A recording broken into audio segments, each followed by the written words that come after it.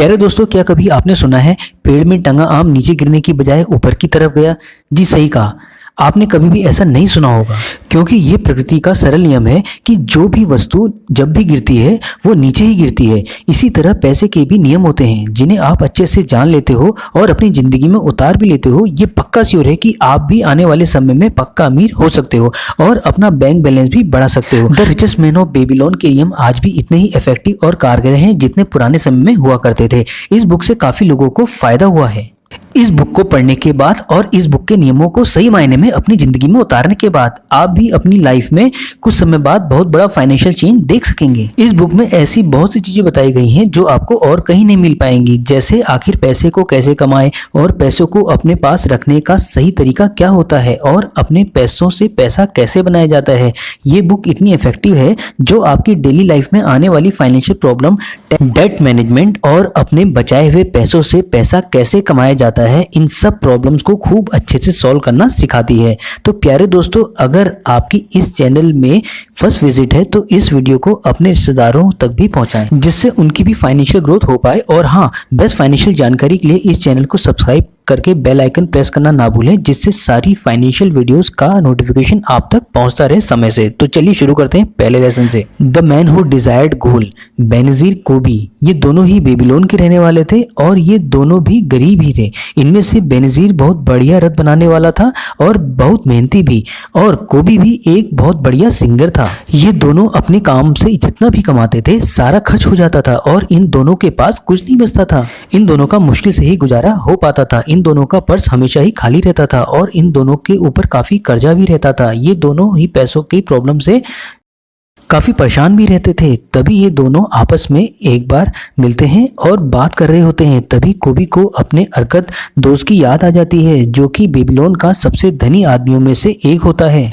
अरकत भी बहुत समय पहले बेनजीर और कोबी जैसा बहुत गरीब था। उन तीनों ने ही एक साथ अपनी पढ़ाई खत्म की थी। उस समय अरकत भी बहुत ज्यादा होशियार नहीं था और ना ही किसी काम में तेज और ना अक्लमंद। वो तीनों ही आपस में खेला और घुमा करते थे, लेकिन इन सब के बाद भी वो बेबीलोन का सबसे अमीर लोगों में शामिल हो गया। उसी समय कोबी और बेनजीर भी अपने गरीब दोस्तों के साथ अरकत के साथ मिलने प्लान बनाते हैं, जिससे वो भी अमीर बनने का सीक्रेट जान पाए और अपनी किस्मत बदल पाए। अब बढ़ते हैं दूसरे लेसन की ओर। The richest man in the Babylon.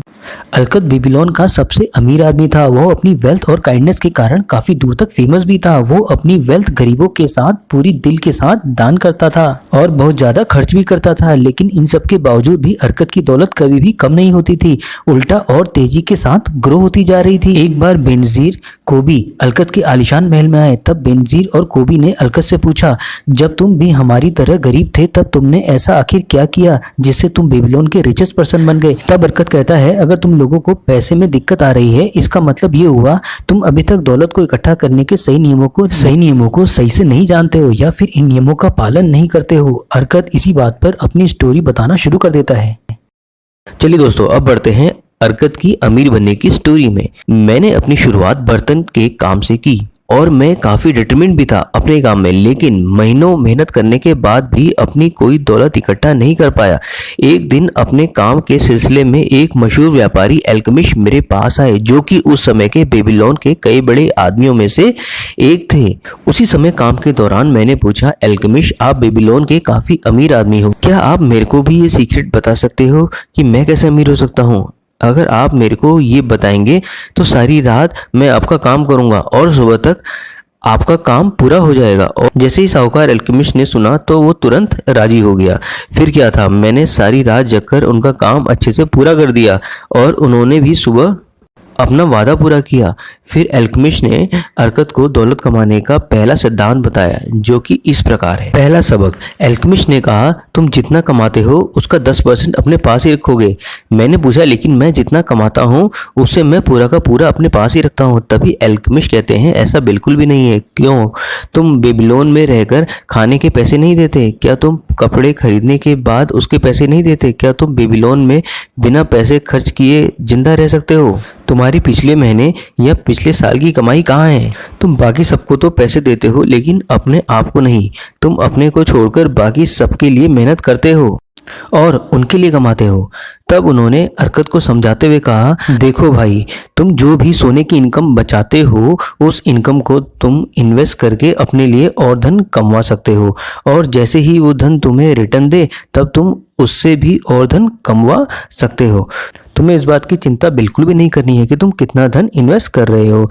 तुम्हें इस बात की चिंता नहीं करनी है कि उससे कितना रिटर्न आ रहा है, कम या ज़्यादा। तुम्हें बिना चिंता करे सिर्फ अपनी इनकम का 10% ही इन्वेस्ट करना होगा। अब आते हैं इस कहानी की समरी में। इस कहानी का पहला सबक तो यह है, अगर तुम सही में दौलतमंद बनना चाहते हो तब तुम्हें अपनी सेविंग को इन्वेस्ट करना चाहिए, ताकि तुम्हारी सेविंग और इसके रिटर्न तुम्हारे लिए धन कमाए और तुम्हें तुम्हारी मनचाही दौलत दे सके।